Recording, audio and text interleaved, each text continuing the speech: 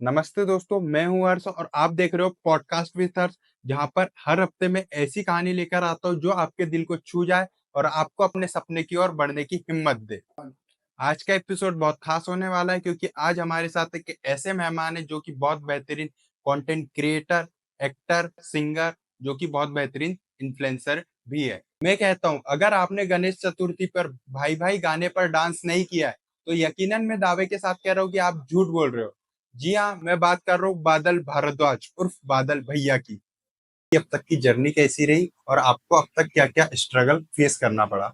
मेरी जर्नी जो है सभी को ऐसा लगता है कि बहुत अच्छी रही होगी, लेकिन बिल्कुल ऐसा नहीं है। मेरी जर्नी बहुत ही ज़्यादा स्ट्रगल भरी। हाँ, स्ट्रगल भरी रही। और मुझे सपोर्ट फैमिली का मिला, मेरी खुद की, लेकिन मुझे मेरे रिलेटिव्स का सपोर्ट नहीं मिला। जिनसे मैं सपोर्ट की उम्मीद करता था उनका सपोर्ट नहीं मिला। जब मैं स्टेज परफॉर्मेंस स्टार्ट किया था, जब मैं 7 साल सात का था, साल तो मैं उस समय मैं बहुत छोटा था और मुझे बिल्कुल पब्लिक से बिल्कुल डर नहीं लगता। मतलब मेरे लिए ओपन बहुत, ओपनली। हाँ। तो मैं स्टेज परफॉर्मेंस करता था, मैं जिनके साथ में करता था, मुझे फर्स्ट स्टेज जो है वो जीएल धुर्वे जी ने दी है, जो कि अभी इस दुनिया में नहीं है। और मेरे जो पहले गुरु हैं वो है मनोहर दास जी। उन्होंने ही मुझे फर्स्ट स्टेज दिया और काफी उन्होंने मुझे प्रोत्साहित करके आगे बढ़ाया। लेकिन इसके बाद जैसे जैसे मैं स्टेज परफॉर्मेंस करने लगा, तो क्या होता था कि मैं छोटा था, मैं लोगों से इंटरेक्ट ज्यादा करता था, ज्यादा। पब्लिक के साथ में मेरा इंटरेक्शन ज्यादा होता था। तो जो बड़े सिंगर्स थे उनको प्रॉब्लम होने लगती थी। हाँ। जैसे मैं पहले 5 से 8 गाने गाता था, तो उन लोगों ने मुझे धीरे धीरे करके 1 या 2 गाने में कर दिया। उसके बाद मेरा एल्बम आया, तो उससे और थोड़ी मेरी प्रसिद्धि बढ़ी, क्योंकि उस समय सीडी सीडी चलती थी ना। चलती हाँ, थी, हाँ। तो उस समय काफी आसान था लोगों तक लोगों तक पहुंचना। अभी तो पहुंचना और आसान हो और गया, आसान लेकिन हो गया। फिर भी। तो मेरा एल्बम आया, उससे मुझे प्रसिद्धि मिली। तो जो लोकल स्तर पे जो म्यूजिक टीम होती थी, वो लोकल स्तर में सम्मान समारोह करते थे। तो उसमें जितने भी लोगों को बुलाते थे, तो उनका एक एक परफॉर्मेंस होता था, उसके बाद उनका सम्मान होता था लास्ट में।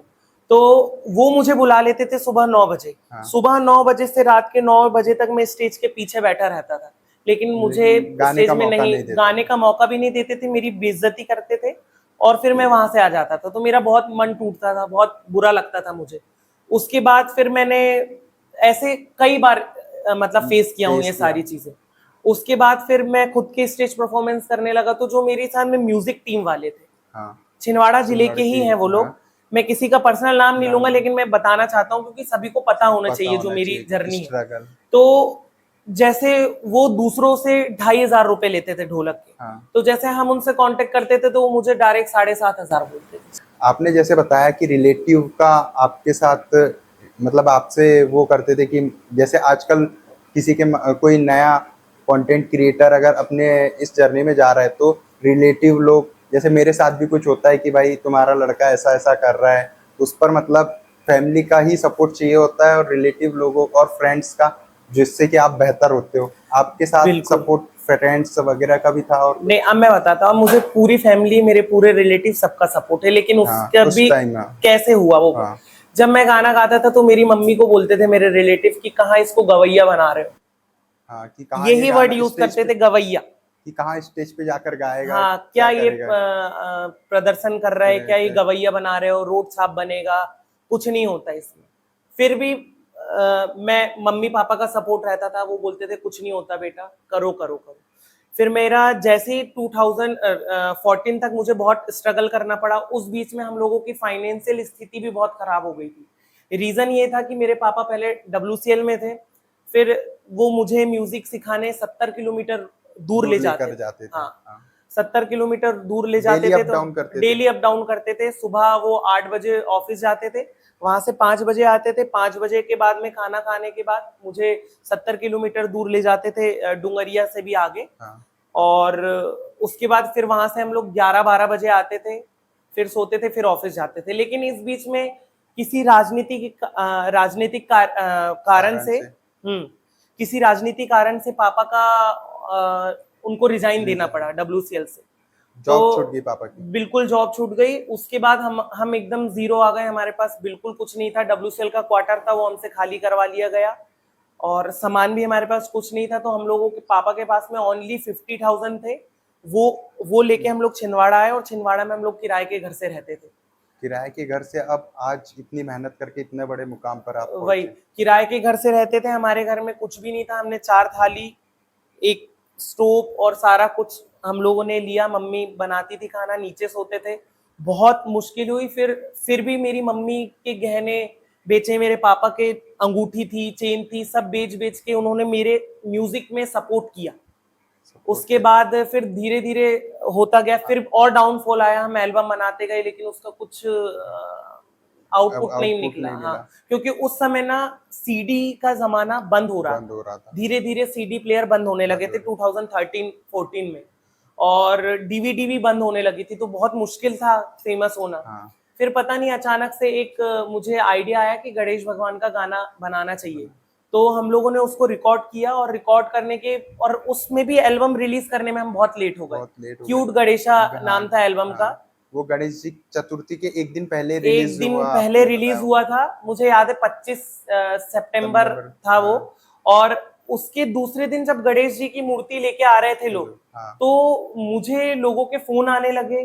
फिर जब मैं छत के ऊपर गया तो मुझे हर जगह से मेरे ही गाने की आवाज आने लगी, तो मुझे तो ट्रस्ट नहीं हुआ कि भाई ये गाना कैसे बजने लगा। हाँ, एक दिन में पहले। और उस समय ना क्या था कि जियो भी नया नया आया था, तो नेट फ्री था, तो उसमें मेरा जो ऑडियो बहुत वायरल हो गया, बहुत वायरल हो गया। उस गाने से ही आपको फेम मिला? वही गाने से मिला। उस गाने का टाइटल है डीजे पे नाचेगा सारा मोहल्ला, आया है गौरी का लल्ला भाई भाई। और उसमें एक उसके में भी ए बादल भैया जो एक आता है उसमें टाइटल मैं बोलता हूँ ना, तो उसका भी एक रीजन है। क्या हुआ था, जब उस गाने का ट्रैक बन रहा था, तो उस गाने के ट्रैक बनते बनते कि एक तोड़ आया, और एकदम से तोड़ आया, तो एक ढोलक वाले ने बोला ए बादल भैया।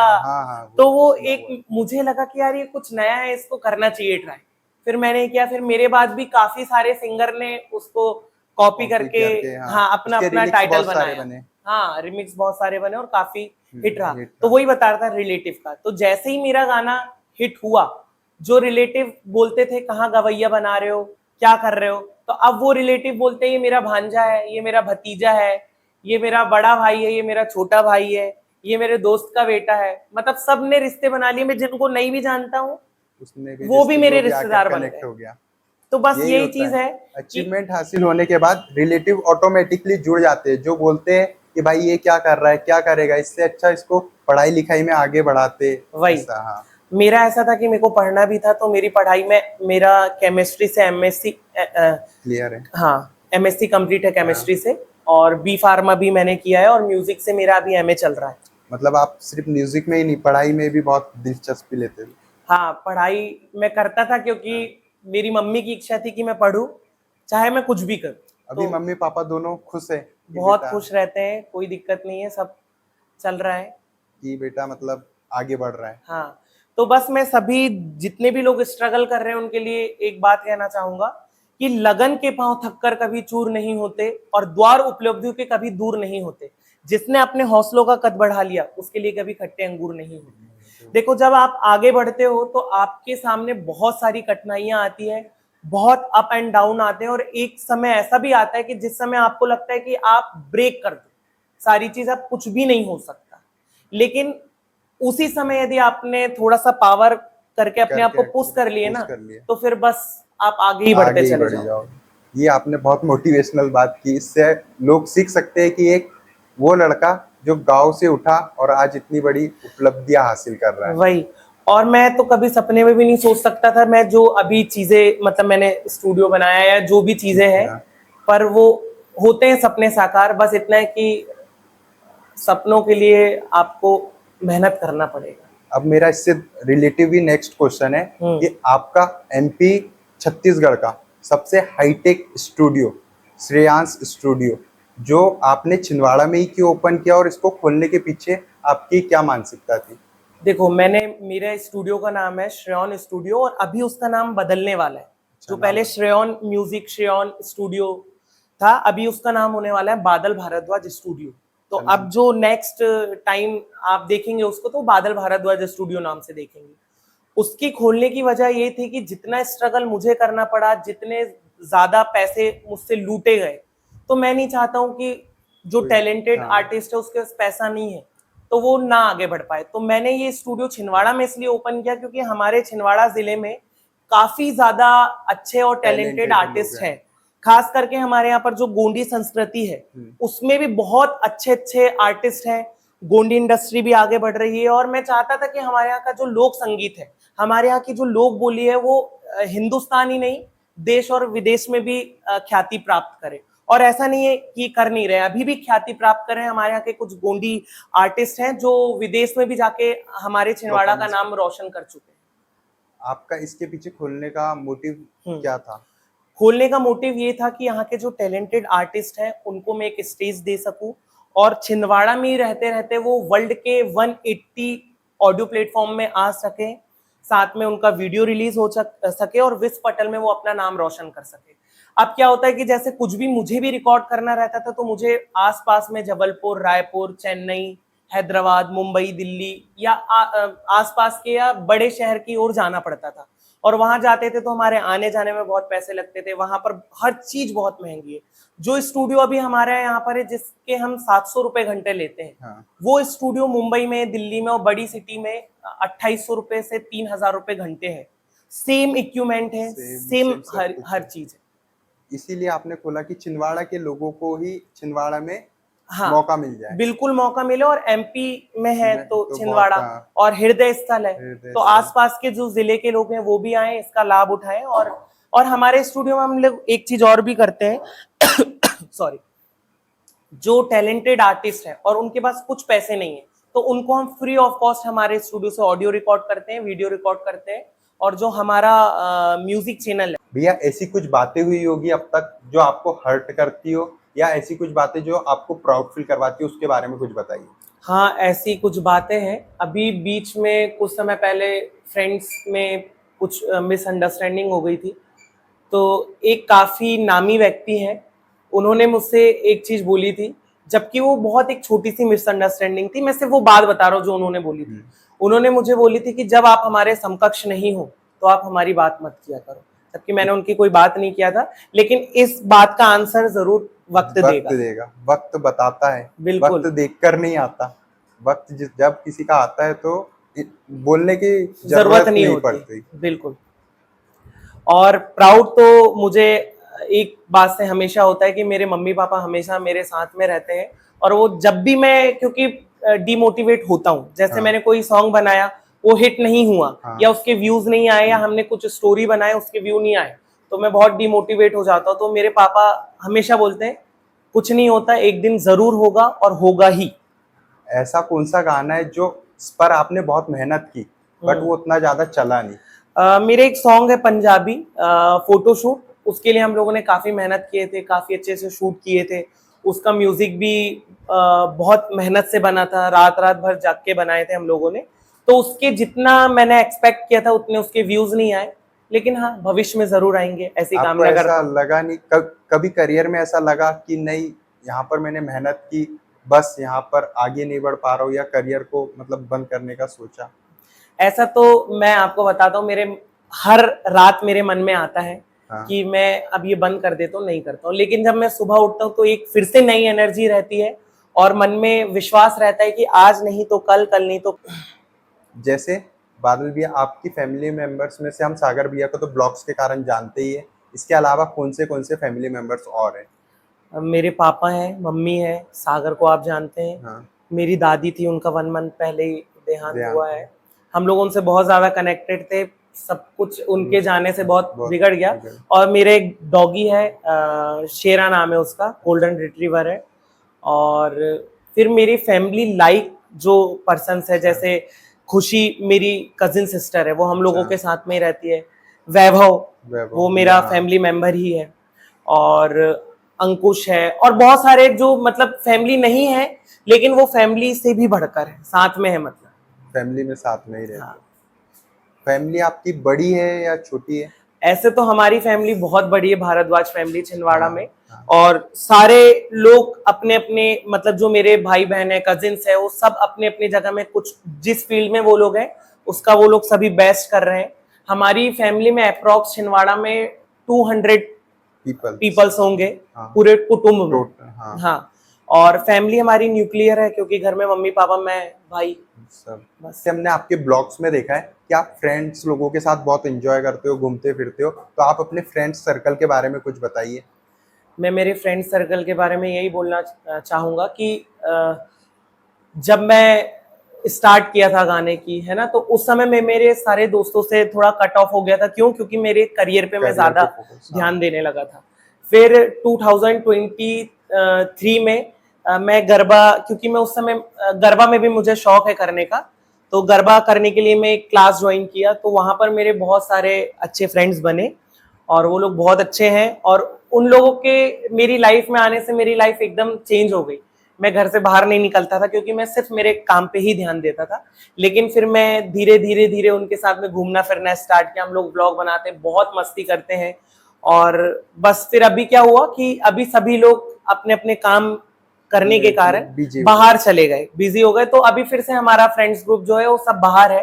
बाकी मैं बहुत खुशकिस्मत हूँ कि मुझे दोस्त मिले जैसे मैं चाहता था। बहुत अच्छे दोस्त मिले, सपोर्ट वाले दोस्त बिल्कुल सपोर्ट वाले। और अभी वो लोग बाहर है, लेकिन उसके बाद जो मुझे दोस्त मिले जो अभी मेरे मुश्किल वक्त में मेरे साथ में 24 घंटे खड़े रहते हैं, जैसे वैभव ग्वालिया, अभी भी वो आए हैं, कैमरे के पीछे हैं। हाँ। उन्होंने मेरा बहुत सपोर्ट किया। अभी दादी जी एक्सपायर हुई थी तो हमारे घर का माहौल एकदम बहुत खराब था, क्योंकि मेरी दादी बहुत ही ज्यादा फ्रेंडली, मेरी मम्मी से उनका माँ बेटी जैसा संबंध था। हाँ, और बिल्कुल वो फ्रेंडली थी, सब था। एकदम से उनका जाना हुआ तो हम लोग एकदम डिसअपॉइंटेड हो गए, हमारा पूरा घर बर्बाद हो गया, एकदम कुछ सही नहीं लगता था। तो वो अपना काम छोड़ के, अपनी जॉब छोड़ के 13, 14, 15 दिन हमारे घर में रहा। इसके बाद में मेरे एक फ्रेंड है अंकुश वर्मा, वो भी बेचारा, और उसकी मम्मी, उसकी बहुत तबीयत खराब थी, उसको चिकन पॉक्स हुआ था, लेकिन वो फिर भी रोज आया। जब दादी एडमिट थी हॉस्पिटल में तब भी आता था। और इन लोगों ने हमेशा पैसे से मेरी मदद किए, और समय तो मैं पैसे से भी नहीं खरीद सकता जो इन्होंने दिया। और मेरी बहन है खुशी, उसका तो कभी मैं एहसान चुका ही नहीं पाऊंगा इन तीनों का, क्योंकि इन लोगों ने मेरे ऐसे वक्त में सपोर्ट किया जब हमारे साथ में कोई नहीं था। और भी जो मेरे फ्रेंड्स हैं, अगर वो यहाँ पर मौजूद होते तो वो भी मेरा सपोर्ट करते, लेकिन अब वो खुद बाहर है तो वो कैसे कर सकते। सही बात है। और मेरी एक फ्रेंड और है सृजना रोज शर्मा, जो मॉडल है और बेंगलोर में रहती है। उसका भी मुझे बहुत ज्यादा सपोर्ट है। मतलब अभी दादी को गए हुए 1 मंथ हो गया है, 1 मंथ में उसका एक भी दिन ऐसा नहीं हुआ कि कॉल नहीं आया। उसने भी मुझे पैसे के लिए पूछा, हर चीज के लिए पूछा। लाइफ के बारे में कुछ बताइए। मैं आपको बताता हूँ, सभी को ऐसा लगता है कि मेरी 10-15 गर्लफ्रेंड होंगी, क्योंकि सबके मुझसे यही क्वेश्चन होते हैं कि आपकी कितनी गर्लफ्रेंड है।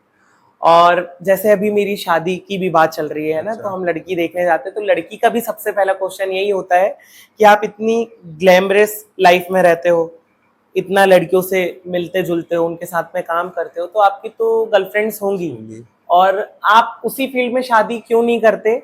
आप अदर फील्ड हाँ, वही सब हो सकता है। तो मेरा ना एक ही क्वेश्चन, मेरा इसका आंसर एक ही रहता है कि मेरी गर्लफ्रेंड नहीं है। और उसका रीजन भी है, ऐसा नहीं कि मुझे कोई पसंद नहीं है, मुझे पसंद भी आई थी। और मैंने अप्रोच भी किया था। और उसका कहना था कि, मैंने उसको बोला था कि मैं आपसे शादी करना चाहता हूँ, गर्लफ्रेंड बना के, पहले हम एक दूसरे को समझते हैं फिर। तो वो उसने मुझे बोली कि मैं आपकी से शादी तो नहीं कर सकती, लेकिन गर्लफ्रेंड जरूर बन सकती हूँ। तो मुझे ऐसा नहीं चाहिए था। आप मतलब सीधे शादी के लिए? हाँ, मैं नहीं करता शादी, ऑब्वियसली मैं तुरंत नहीं करता। मैं समझता उसको, वो भी मुझे समझती।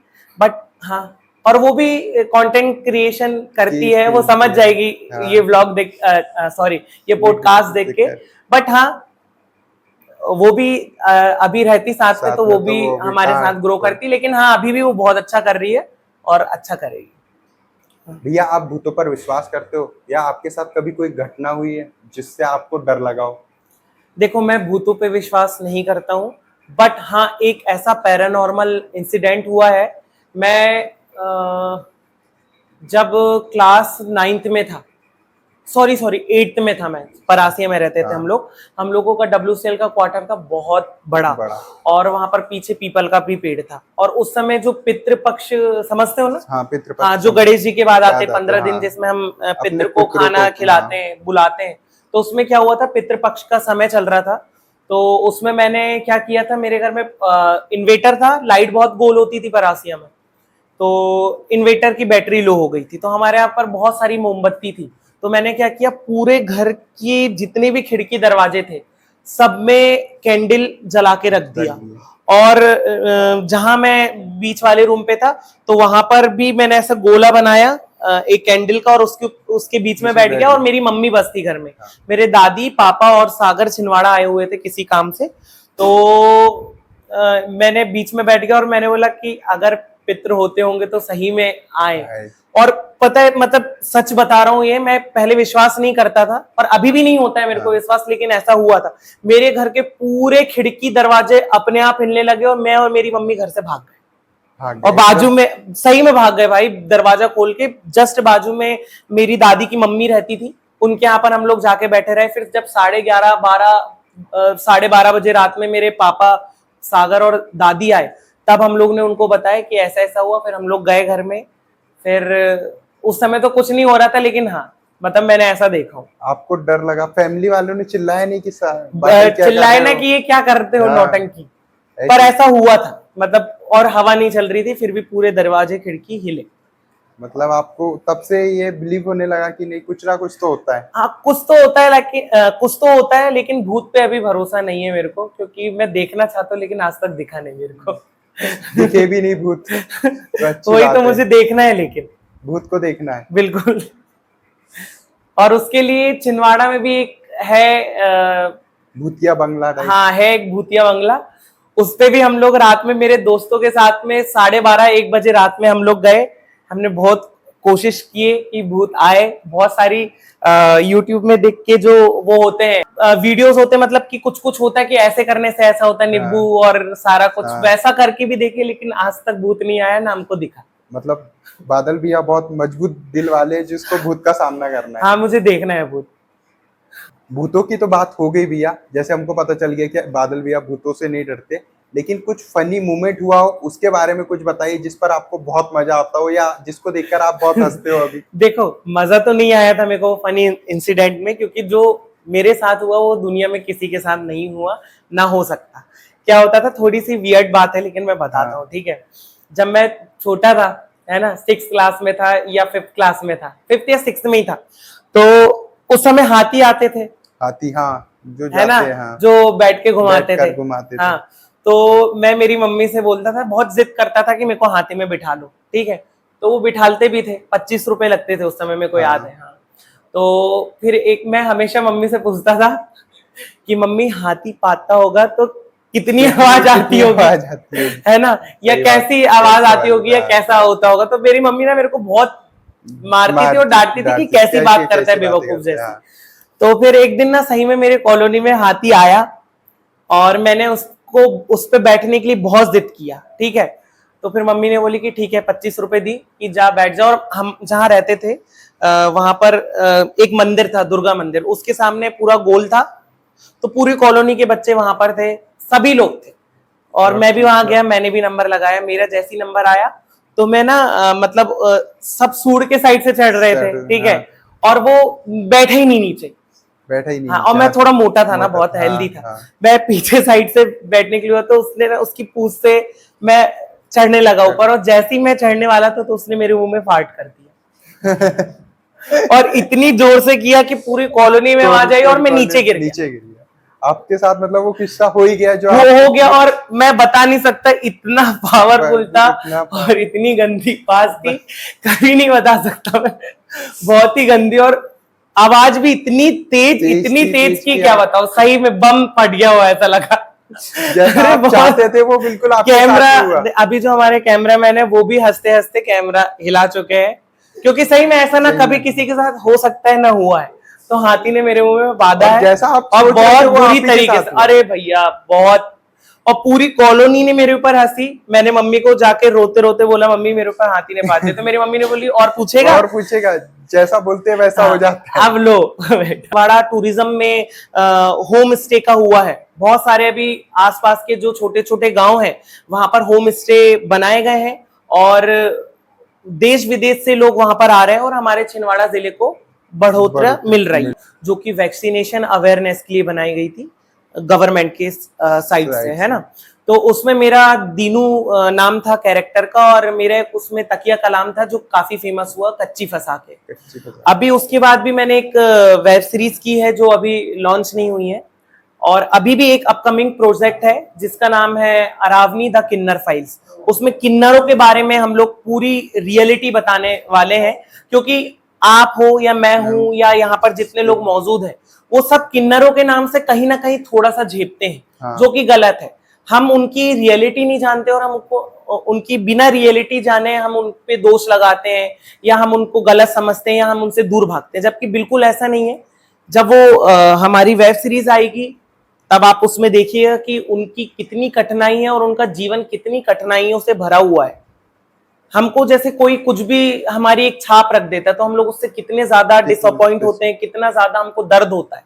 तो वैसे ही उनके तो कितने सारे नाम से उनको बोला जाता है, जो कि गलत है।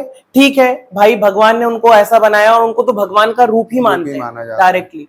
वही है, तो उनकी बहुत सारी सच्चाई है कि उनका कैसे अंतिम संस्कार होता है, कैसे जन्म होता है, उसके बाद वो स्कूल में कैसे सरवाइव करते हैं, कॉलेज में कैसे उनका एडमिशन होता है, उनको नौकरी में रख। एक किस्सा बताता हूँ उससे रिलेटेड छोटा सा।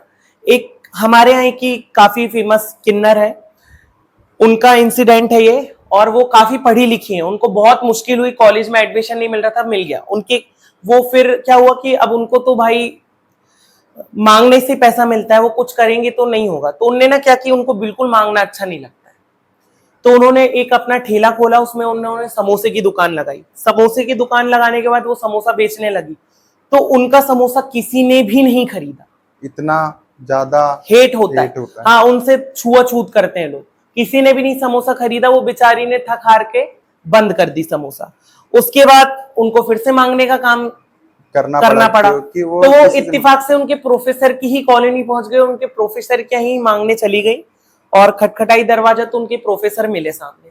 जैसे ही प्रोफेसर मिले तो उनके प्रोफेसर ने बोला कि कुछ काम आम करो, इतनी पढ़ी लिखी हो, यहाँ क्यों भीख मांगने आई हो फिर से। तो उन्होंने बोला कि सर मैं तो काम करने ही गई थी, मैंने दुकान लगाई लेकिन किसी ने मुझसे खरीदा नहीं। तो उनने किन्नर ने उनके सर से पूछी कि सर एक काम करिए, आप ही मुझे अपने घर में झाड़ू पोछे के काम से लगा लीजिए, मैं वही कर लेती हूँ। तो उन्होंने बोला तू किन्नर है भाई, मैं तेरे को मेरे घर में कैसे लगा सकता हूँ, मेरे घर में बाल बच्चे हैं। तो उन्होंने फिर ताली बजाई और बोली चलो लाओ फिर पैसे दो। तो कहने का मतलब ये है कि हम उनको बोलते हैं कि पैसे मांग रहे हैं, ये ऐसा कर रहे हैं, लेकिन उसके पीछे उनकी मजबूरी है, क्योंकि वो कुछ काम करना चाहते हैं तो उनको काम करने नहीं देते हैं, उनके जगह से चीजें लेते नहीं है, तो वो क्या करेंगे भाई, उनको तो काम करना ही पड़ेगा। ऐसी बहुत सारी रियलिटी है जिससे वो फेस करके आगे बढ़ते हैं, और वो इतने टूटे रहते हैं क्योंकि उनको छक्का मीठा स्वीट और पता नहीं क्या क्या बोल के बुलाते हैं, और उनका मनोबल पूरा तोड़ देते हैं। तो लाइफ में उनके कुछ बचता नहीं है, आखिरकार में वो पैसा कमाते हैं मांग के और उसमें ही सरवाइव करते हैं। और भी बहुत सारी रियलिटी है। हम सोचते हैं कि बचपन से ही वो साड़ी पहनने लगते हैं, बिल्कुल नहीं है ऐसा। धीरे धीरे उनकी गुरु उनको अडॉप्ट करती है। उसके बाद में फिर एक कुवगम नाम की जगह है, वहां पर अरावन जी उनके देवता का मंदिर है, वहां जाते हैं। बहुत सारी ऐसी चीजें हैं जो अभी किसी को भी नहीं पता है, उसमें हम लोग ने रिसर्च किए, क्योंकि हम लोग वेब सीरीज बना रहे तो हम लोगों को पता चला। अलावा आपने एक्टिंग में क्या क्या किया है? इसके अलावा मैंने भाभी जी घर पे जो सीरियल आता है एनटीवी में, उस पे एज अ गेस्ट एक्टिंग किया है, और इसके अलावा भी काफी 2-3 शॉर्ट फिल्म की है, और एक वेब सीरीज की है जो अभी रिलीज नहीं हुई है, पता नहीं वो कब रिलीज होगी। इसके अलावा हम लोग इंस्टाग्राम के लिए छोटी छोटी सी मोटिवेशनल स्टोरी बनाते हैं, तो जस्ट लाइक मूवी ही होती है, शॉर्ट आप समझो उसको, और उसमें हम लोगों को मोटिवेट करते हैं। बाकी काफी सारे एल्बम है मेरे जिसमें मैंने एक्ट किया है, क्योंकि मैं सिंग भी करता हूँ, एक्ट भी करता हूँ, तो मैं चाहता हूँ कि हमेशा जो मैं गाना गाऊं तो उसमें मैं ही रहूं। अब तक आपके कितने गाने रिलीज हो चुके हैं? मेरे अभी 600 से ज्यादा गाने रिलीज हो चुके हैं, और अभी भी लगातार मेरे गाने रिकॉर्ड होते जा रहे हैं। काफी सारे अभी रिकॉर्ड भी हो चुके हैं और अभी रिलीज होंगे। अभी जैसे मेरे अपकमिंग 2 कमर्शियल सॉन्ग है, तो वो भी आने वाले, एक फ्रेंडशिप के ऊपर है और एक गर्लफ्रेंड बॉयफ्रेंड के ऊपर है। और इसके अलावा खाटू श्याम जी के मेरे सॉन्ग्स आने वाले हैं, फिर गणेश उत्सव आने वाला, तो गणेश उत्सव के हैं, नवरात्रि के हैं, काफी सारे अभी सॉन्ग्स आने वाले हैं। जैसे भैया आपका भाई भाई गाना बहुत हिट हुआ था, तो आप उसके कुछ लाइनें सुना दीजिए। बिल्कुल। डीजे पे नाचेगा सारा मोहल्ला, आया है गौरी का लल्ला। डीजे पे नाचेगा सारा मोहल्ला, आया है गौरी का लल्ला। भाई भाई भाई भाई भाई भाई भाई भाई, डीजे पे नाचेगा सारा मोहल्ला, आया है गौरी का लल्ला। धन्यवाद। इसके अलावा आप कुछ फिल्मी सॉन्ग भी सुना सकते हो। हाँ जी। उड़ता ही फिरूं इन हवाओं में कहीं, या मैं झूल जाऊं इन घटाओं में कहीं। एक कर दूं आसमां और जमीन, कहो यारो क्या कहूं क्या नहीं। पहला नशा पहला खुमार, नया प्यार है नया इंतजार, कर लूं मैं क्या अपना हाल। धन्यवाद। आने में कोई दिक्कत या परेशानी तो नहीं हुई? बिल्कुल भी नहीं हुई, बहुत अच्छे से हम लोग आ गए, बारिश का मजा लेते हुए आए, बहुत अच्छे अच्छे बारिश। सीन देखते हुए आए। रास्ते में आपको हनुमान जी भी पड़े होंगे सिमरिया वाले। हाँ, हनुमान जी के तो दर्शन करके मैं हमेशा ही निकलता हूँ, और सही में बहुत सिद्ध मंदिर है हमारा सिमरिया का। सिमरिया का। आपने शूटिंग वगैरह भी की है वहाँ पर? हाँ, शूटिंग मैंने किया है, और मेरे लगभग 8 से 10 गाने वहाँ पर शूट हुए। सबसे पहले तो आप ये बताइए कौन सा काम है जो आपको नहीं आता? डांस नहीं आता मुझे, डांस नहीं आता। हाँ, सिंगिंग कर लेता हूँ, इन्फ्लुएंसिंग तो करता ही नहीं, कंटेंट क्रिएशन वर्क है, वर्क है। एक्टिंग भी कर लेता हूँ मेनली, लेकिन सिंगिंग है आपका। जी।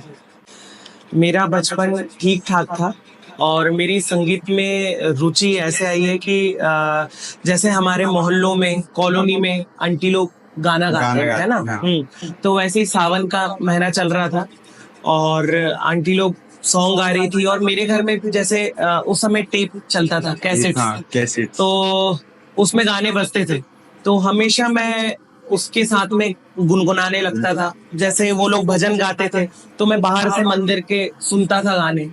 तो बस वहां से पापा ने देखा कि मेरा संगीत में इंटरेस्ट है, हाँ। तो उन्होंने मुझे म्यूजिक में आगे बढ़ने के लिए प्रोत्साहित किया। और एक म्यूजिक टीचर है मेरे, मनोहर दास जी, जो मेरे पहले गुरु हैं, उनके पास में मुझे म्यूजिक की ट्यूशन लगवाई। आपकी फैमिली ने आपको सपोर्ट कैसे किया?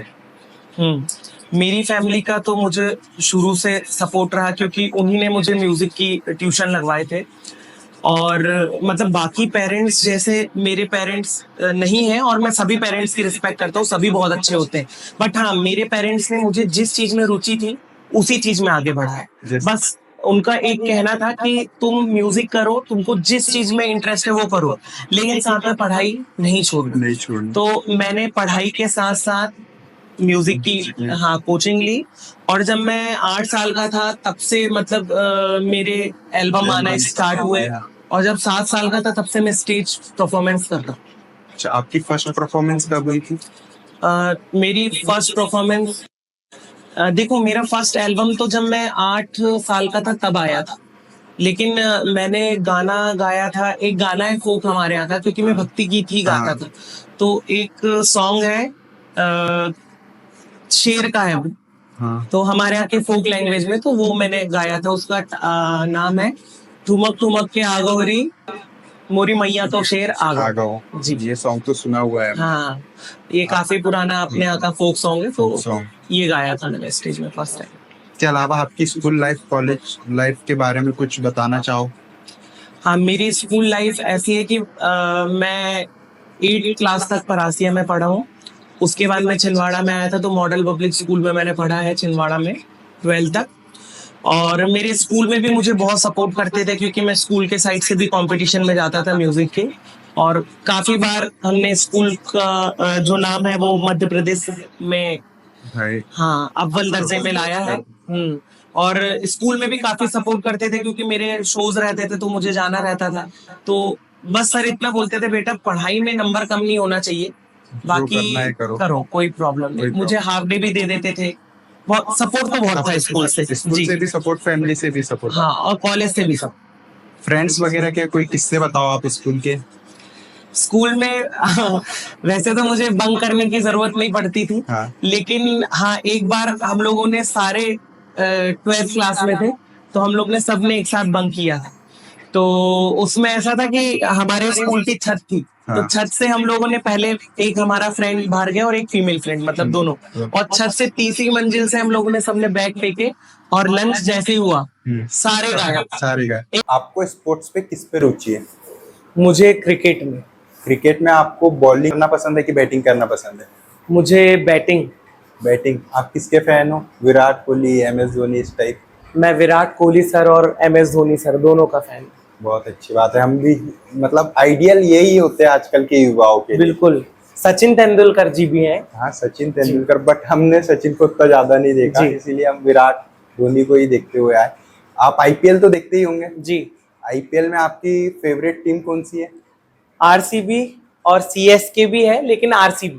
RCB इस साल तो जीत चुकी है, तो आप बहुत खुश हुए होंगे। हाँ, मैं 18 साल का बहुत, इंतजार खत्म हाँ हुआ। बहुत खुश हूँ। उस दिन एकदम दिवाली जैसा माहौल था जिस दिन RCB जीती। हमने भी पटाखे वगैरह फोड़े, हमारा भी बहुत फनी मूवमेंट हुआ और बहुत ज्यादा खुश थे RCB जीतने पर। आप कुछ कहना? बहुत खुशी की बात है हमारे लिए तो ये। आपको हमारा स्टूडियो कैसा लगा और यहाँ की वाइब कैसी रही आपकी? हर्ष भाई का जो स्टूडियो है वो बहुत ही शानदार है। यहाँ पर जो इनकी टीम है वो भी बहुत बढ़िया है। और आप लोग हर्ष भाई के यूट्यूब चैनल को सब्सक्राइब करें, लाइक करें, कमेंट करें और शेयर ज़रूर करें। और ऐसे ही इनका चैनल देखते रहें और अपना आशीर्वाद बनाएं। जय हिंद, जय भारत। यहाँ तक वीडियो देखने के लिए आपका बहुत बहुत शुक्रिया। मैं जानता हूँ इस वीडियो में मुझसे बहुत सारी गलतियाँ हुई होगी। कुछ बेटर करने के लिए आप अपनी राय कमेंट बॉक्स पे बता सकते हो। नेक्स्ट टाइम में क्या क्या बेटर कर सकता हूँ। आप इस पेज को ज़्यादा से ज़्यादा सब्सक्राइब और इसी तरीके से प्यार दिखाइए और सपोर्ट बनाकर रखिए। नेक्स्ट टाइम में कुछ बेटर जरूर करूँगा। सब्सक्राइब कीजिए। जय हिंद।